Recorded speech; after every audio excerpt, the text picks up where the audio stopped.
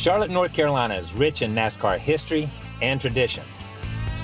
But it's the towns, north, south, east, and west, like Level Cross, where my family's from, that dot the map with dozens, if not hundreds, of race teams.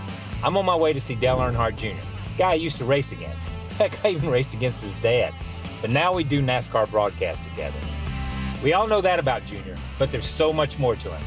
So I can't wait to catch up with him, as this edition of Dinner Drive takes us to Mooresville, North Carolina. I'm Kyle Petty, race car driver, musician, speed enthusiast. I know where I found my passions in life, but I'm always curious about where others found theirs. And I've figured out over the years, the best way to get to know someone better is over a little food. So I'm hitting the road to catch up with some friends to hear their life stories, and you're invited. Pull up a seat and join us for this edition of Dinner Drive.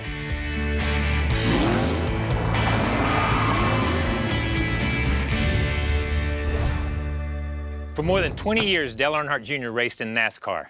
Still does a time or two a season. He won 50 races and was the Cup Series' most popular driver 15 times. Now most days you can find him here at JR Motorsports, a team he co-owns with his sister Kelly.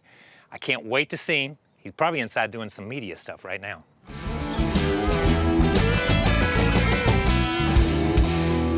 There you are. How's it going? What are you doing? Come see you, man. Come to see you. Yeah, what do you think? I don't know. What do you think? What do you think of my place, man? Well, JR Motorsports. You ain't never been here. I've never been here, man. Yeah. What is this? You're busier now than you were when you drove. Did you think retirement was going to be this easy? You know all about that. Is this what you envision No, JR Motorsports would be? No. Trying to find financing for a race team is really tough. Always been tough. And so you don't allow yourself to really kind of create a vision or a dream of getting to this one objective, right, in size and growth. We just kind of took it from 1 year at a time. We bought a couple cars and a trailer and got about 4 employees and started from there. It's kind of got this family vibe to it that we really don't want to mess with. And our business model works real good. We're successful. Yeah. You know, we do well on the track. Does the business model work well because of you or because of Kelly? Kelly. Yeah, Kelly and a few other people in here. I really don't have a lot of hands-on involvement with it. I really don't. Walking through here, I saw a couple of old cars. I know you've got the Graveyard Man. What was that all about? They were phasing out the old Monte Carlo body in 2001, 2002, and going to a newer body. So they'd cut the whole body off and build a wood frame to hold it and stand, keep it upright. And I would set them in the yard in my house. And I only had about 3 or 4, and I'd call them yard ornaments. Yeah. And eventually we got a little more sophisticated, started putting those in the woods. And so, you know, we'd start taking these cars, and some of them had stories, you know, that some of them had been in some spectacular wrecks, or some of them had won races, and we started accumulating more and more cars that we owned, only our stuff. Yeah. Then people started giving me cars. You know, if somebody wrecked a car and I wanted it or thought I wanted it, I'd call them, call the driver, the owner, or somebody and say, hey, you're gonna throw that away, why don't you just let me have it? I always thought that was there was a little bit of mystery and beauty, and it was just an amazing image or visual looking at that car that's been there for decades and the weeds and grass and stuff growing back over it. You're like me. You just grew up around race cars. If you had to pick one car over your whole life, race car, street car, I don't care. What's a car that really has special to you? Well, it's probably my little S10 pickup truck. Stop. You're talking about an S10. What year? It's a 1988 single cab. No way. 2-tone black and silver. S10 pickup truck with the Tahoe package. The Tahoe package was a particular engine and a wheel. So it's special. Yeah. Okay, so where's it at? Can we seek it and find it? It's right, I drove it over here. I gotta see it. Let's go. Let's go.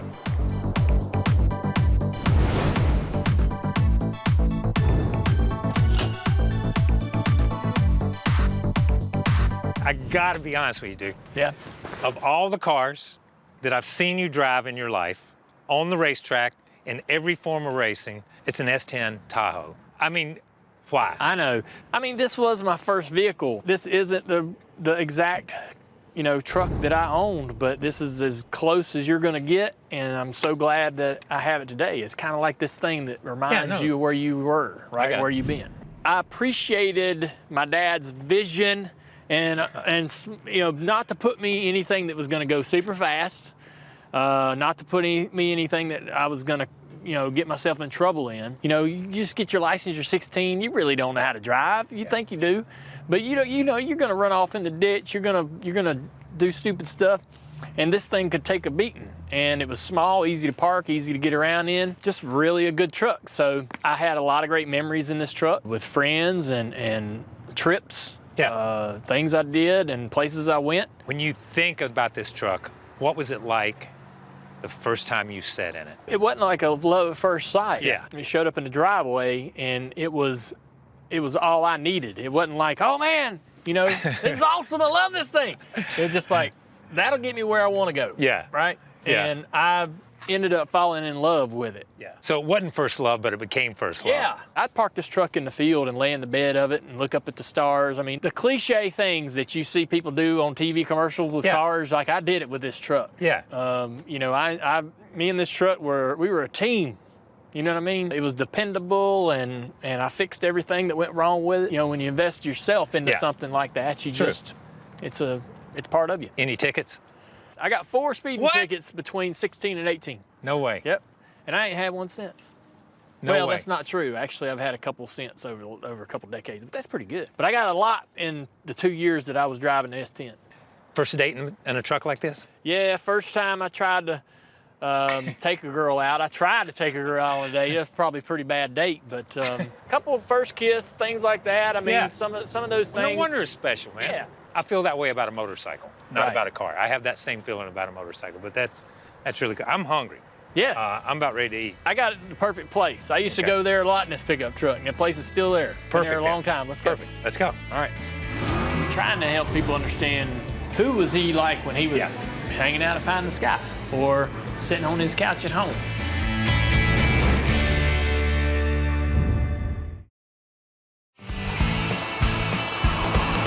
All the cars the man has, all those race cars, his dad's cars, the junkyard cars. Cannot believe that S10 is his most sentimental favorite car.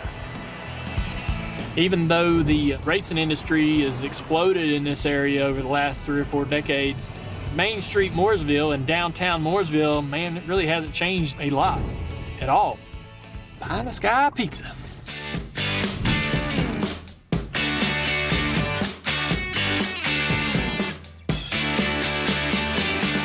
All right, here we are, downtown Mooresville, Pie in the Sky. Why this place? Is this like a throwback to the S10? Is this a date place, or what is this? Well, this place has been here since the mid-'80s, and I was going to Mooresville High School, which is only a mile from here. Right after school or whatever, you'd want to come get a piece of pizza, and this place kind of always has survived, everything that's been thrown at it and everything that's changed in this city. I think it survived because the quality of the food. You're going to find out, just how good that pizza is. My mouth's watering thinking about the food. So honestly, this is kind of like the S10. This was Dale Jr. before there was a Dale Jr. They definitely it's a pair, right? Your S10, your first car, you got places that you used to spend time with that car, places you used to go, and absolutely this was somewhere where I was at least once a week, at least. Even though we've been around each other forever, we don't get to sit and talk a lot of times. I've always wanted to ask, what is the question that you have been asked in your lifetime more often than any other question that you've ever been asked in your whole life? People curious about Dad. Yeah. And trying to help people understand what kind of father he was and who was he like when he was hanging out at Pie in the Sky or sitting on his couch at home. They saw the race car driver, and that was pretty much true. What you saw on TV or what you saw if you went to a race, that's kind of who he was at the track. But he was a little bit different, a little more, authentic, I guess, when he was away from the track and wearing normal clothes and not wearing a driver's suit. Growing up in that family with that name, pluses or minuses? Were there any minuses? Oh yeah, not everything's a bed of roses. I went to a lot of private schools. Dad finally decided we're going to go to the public school in Mooresville when I was going into the 9th grade. And I thought, you know what, when I go to this public school, I'm probably going to have a lot of friends, and everybody's going to know who my dad is, and they're all going to think that that's crazy cool. And you know, I'm going to enjoy it, all that attention. And it was the exact opposite. There were a couple of kids that anytime that anything happened that was bad, they were ones that want to point it out to you. I remember a good example of this was when Bobby Allison blew a tire through the travel at Talladega in the Miller car. Dad was behind him. I mean, like 4 car lengths, not even close. Heck, you were probably behind Dad. Everybody was behind your dad, so let's just clarify that. You were right there in the middle of all that, either in front of Bobby or a few cars behind. And they were all strung out coming through there, and his tire blows out, and he goes in the grandstands, and just tears down the fence, and bad deal. I go to school on Monday, and 3 or 4 kids come up to me and go, "Your daddy's a dirty driver. He wrecked Bobby Allison." You know, it was that kind of thing every week. If Dad didn't do good, you weren't real excited to go back to school on Monday because they were going to tell you about it. When did you know you wanted to be a race car driver? I mean, you're just like me. Your granddad, your dad, it's like the family business. That's what you do. I mean, when did you know? But one day, I remember it specifically, 13 years old, sitting on the couch, and I looked at Dad, and he was sitting there watching TV, and I said, "Dad, I can't wait to race." And he just brushed it off. And then one day, me and my brother are sitting at a picnic table. Dad walks by and threw down a sports paper, and the article said, "New Street Stock Series starting at Concord Motor Speedway." That was it. And I went over to Sabco and got one of Michael Waltrip's crash cars from the backyard. It was bent center section they were going to throw out. Daddy cut that 4-point off, cut the roof off of our 79 Monte Carlo, and he put the roll cage in it. Me and Carrie were like this ball at the top of the hill that just needed that little small shove. And it was that article in that paper. Daddy said, "Hey, read that article." Yeah. And it was all we needed. We were completely clueless as to how to make it happen until Daddy showed us that article, and we went, "Here it is, all the answers," and we just went and did it. My granddad drove race cars and made 11. Your granddad did it. My dad and your dad came along and did it at the same time. And then you and your sister Kelly have carried on that tradition and that part of the legacy that your grandfather Ralph started back in the 40s and 50s. Yeah. I mean, we all know we take from the sport. Yeah. We all take from it. But how important is that to give back to it?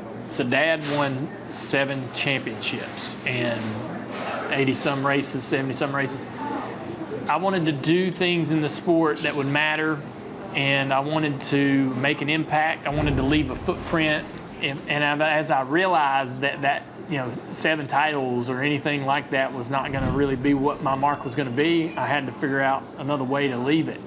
You know, as you're running your team and trying to make it work and trying to get it better, you're starting to see people sprout out of there and go places to become, go to the next level. They sort of they graduate or they get called up if you're like a AAA baseball team.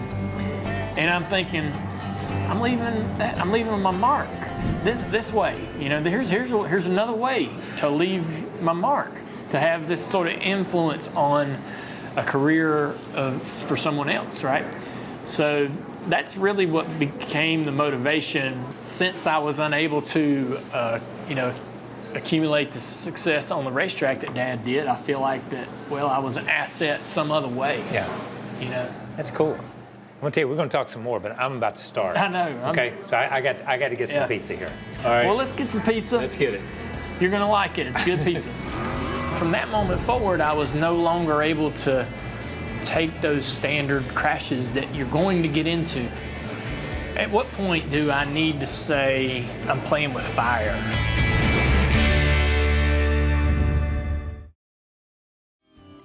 Here it is. All right. Thank you very much, man. That's good. No wonder you came here, man. Does this taste like after school? It's never changed. 35 years, it's stayed the same taste, flavor. That's hard to do, man. That's hard to do. I want to pick back up on something you said a minute ago. Your dad was a voice for this sport to a lot of people. You're that same person. You stepped up and said, "I have a concussion. I need to do something. Because I think you left that mark when you spoke up, stepped out, and said, hey, there's an issue here. 2012, I was testing at Kansas, and I was going on 200, a little bit faster than 200. Brand new repave in a cup car in 2012, wide open the entire lap for 20 laps. Which was insane, insane. And I blew the tire at the end of the front straightaway, fastest part of the racetrack. And it just went into the fence like it was like pop, bam. And I hit the wall at no less than 185 mile an hour, and I'd never hit anything that hard in my life, not even close. From that moment forward, I was no longer able to take those standard crashes that you're going to get into year after year after year. I just couldn't do it. Every time I would get in even this the least little dust up, I would get sick, you know. At what point do I need to say, I'm playing with fire? As much as I wanted to keep driving and I love to race and I love to drive, I miss it worse today than I did when I retired. But as much as I wanted to continue that, I felt like that I was going to go to the well one too many times. You retire, and in a very short period of time, you go straight from a car to the booth, and you have a baby. Yeah. And you become a father. First, what was it like going from the car to the booth? Second, what was it like becoming a father the first time? Both of them were really terrifying and exciting. When I got out of the car, I'm like, well, I still got to go to the track, right? I have to go to the track, but what am I going to do? So, you know, the broadcasting thing was like this perfect like opportunity to stay at the track, stay needed, to feel needed. I feel like the broadcast is massively responsible for how fans perceive our sport, how they enjoy it, whether they enjoy it. If they're watching at home, we could have the best race we've had all year, but if the broadcast doesn't pull all the strings and do the job just the way it needs to be done, they won't know it. And I could use that when I would see them out on the racetrack and go, man, I missed that. Oh, that right there, that especially, I missed that. You know, I could pour that into my broadcast, you know, and maybe fans would go, man, that's great. See, this guy in the booth, he loves this stuff. And it seemed to work really well. Having a child is sort of the most important thing you can do in your life. Best thing I do in my life right now is pick my little girl up from school. She comes out of that classroom and her eyes see me and she goes, Daddy! And just like, can't wait to tell me what she did, right? Nothing better than that right there. Is this the moment that quite possibly you're in the best place that Dale Jr. has ever been? I keep saying that like every year. Yeah. Ever since I made that decision to marry Amy and totally, you know, devote myself to her and become a better man and become the husband I need to be. When you make that choice to sort of turn loose of that past life and that person you used to be, you make that real commitment. I mean, it only made my life better. You know, it only made me happier. It only made me more comfortable. And she pays attention when we have like a birthday or any kind of a moment, like if we're celebrating any kind of milestone or an occasion. The thought that she puts into how you're gonna feel special blows me away. I don't have that gift, you know, to put so much thought into something that's going to really blow their mind. You know, I try hard to impress her and make her feel good and special in certain, you know, on these occasions, but she's just super creative and thoughtful, and it's because those other 364 days of the year, she's listening, paying attention, taking notes. I finally found someone that I wanted to marry and I wanted to start a family with. And Amy has, you know, been an incredible influence on my life and changed my life in so many ways. The best part about it, though, is when you get married, the home that you live in now has like more love in it, right? So every day when you get up, you have this, you feel loved, right? That wasn't there before. When you were by yourself, you didn't have that, right? And when you have kids, it multiplies that love in that house, right?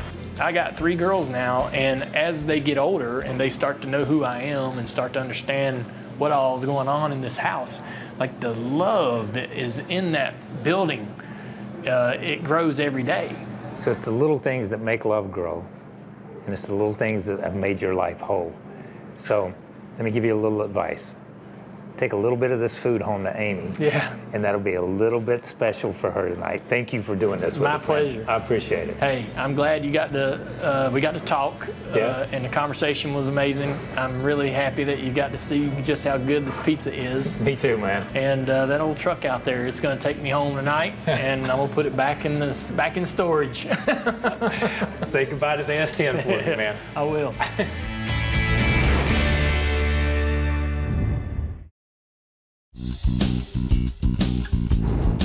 Did Amy call in an order? Amy called in an order I got to take home when we're done today. And I'm just telling you, because if you don't get the order right, then he's not going to be in trouble. I'm going to be. I'm the one that's going to be in trouble. They know the order before we even have. Okay, that's it. I'm sorry. I'm sorry. That's true. If he gets it wrong, we correct it. Yeah, I get the order. I get the order. We cover his bases for him. Yeah. Thank you guys for having us. We appreciate it. Thank you. Looking forward. I got to tell you, he's been so good to us over the years. And you know, if I tried to count how many pizzas, I'd run out of fingers and toes. So I just. I bet it's more than 88. More than 88. More than his car number. Man, what a fun day. Got to hang out at a race shop, got to talk old pickups, had some great pizza, and I love pizza, and that was fantastic. But just being with Junior and having that little bit of insight into who Dale Jr. is outside the race car, his love of family, how important Amy is to him, how important those little girls are to him, how his life has changed outside that race car. Pretty amazing to me and pretty special moment. I loved hanging out with Dale Jr. Hope you guys enjoyed it, and I hope you tune in next time for another episode of Dinner Drive.